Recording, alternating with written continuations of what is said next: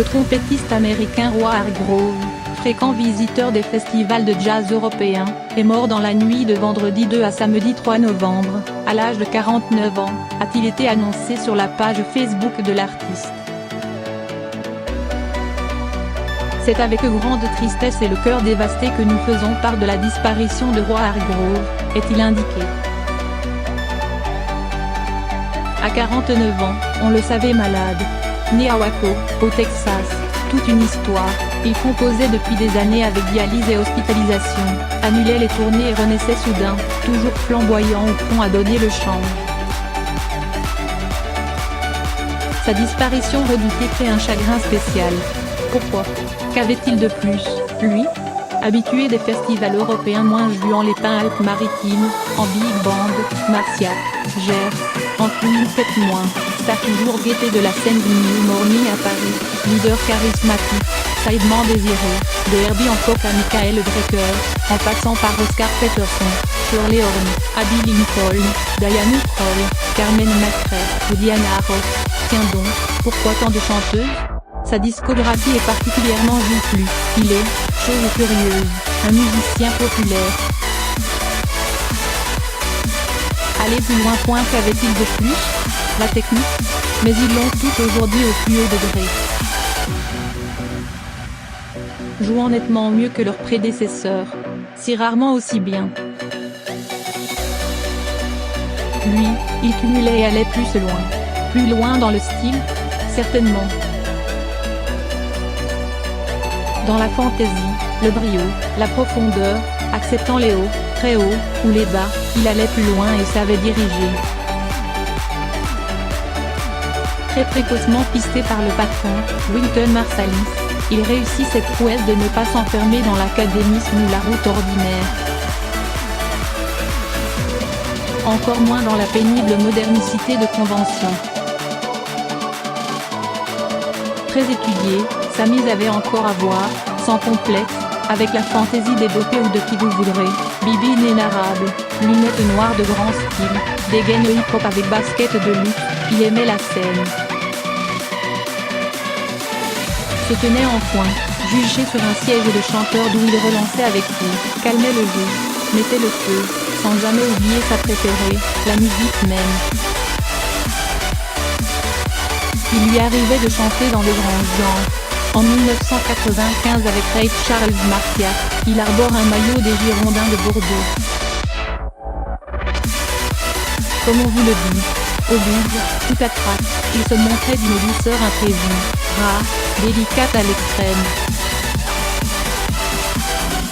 Big Band des Équintets. Du haut de sa quarantaine et d'une taille moyenne, il dirigeait Big Band des Équintets, avec le génie des grands aînés, Ahmad Jamal, Sonny Rollins, Charles Lloyd, mais savait aussi ce qu'il devait à Ray Charles, Dave Newman, Lee Morgan, comme au hip-hop. Quand il rencontre Marsalis, il est encore lycéen.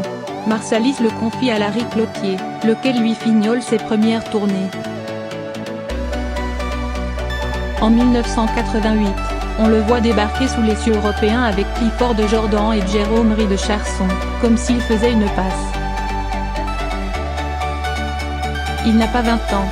On aura assez abusé du terme de passeur, au point d'en oublier que c'est l'être même des grands musiciens afro-américains.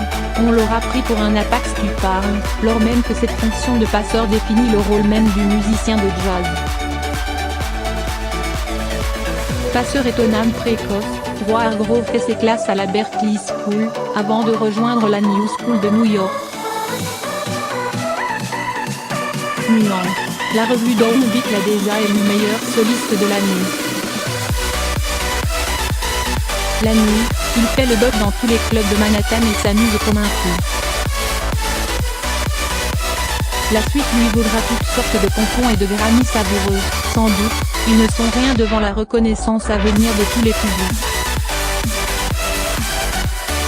Énergie, volubilité, joie de jouer. Note en bas de page pour connaisseurs. Ses premiers partenaires se nomment George Coleman, Frank Morgan, avec qui il vient pour la première fois en France, il a 18 ans, et aime. Sonny Rollins, en 1991, lors d'un concert au Carnegie Hall. Tout est dit. Créateur des jazz futurs, aussi bien que du très latino groupe Crystal, Wargrove est le premier de sa génération à aller aussi loin dans l'énergie, la volubilité, la joie de jouer et la science ciselée du retour au blues, aux fondamentaux, au bugle, notamment. Chacune de ses prestations était un happening musical de haut niveau. Une de ses compositions se nomme Strasbourg-Saint-Denis. De son premier album avec Bobby Watson et Mulgrew Millet, à ses rencontres avec MC Solar, ou tous les ténors de l'époque pour le label Verve, Stanley Turrentine, Johnny Griffin, Joshua Redman, Grand Fort de Marsalis, lui seul savait enjamber les étiquettes. Punk, jazz, hip-hop, gospel, R''N''B, sans en faire une bouillie de circonstances. On entendait dans son jeu et son côté énergumène l'histoire du jazz, tout, et celle de tous c'est possible. Allégresse qui le rendait immédiatement aimable à tous, comme s'il savait scientifiquement contourner les préjugés et les attentes du jazz.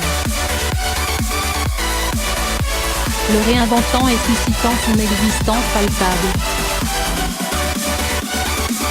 Quand disparaît un musicien afro-américain, c'est toute l'histoire de sa pratique qui s'en va avec lui.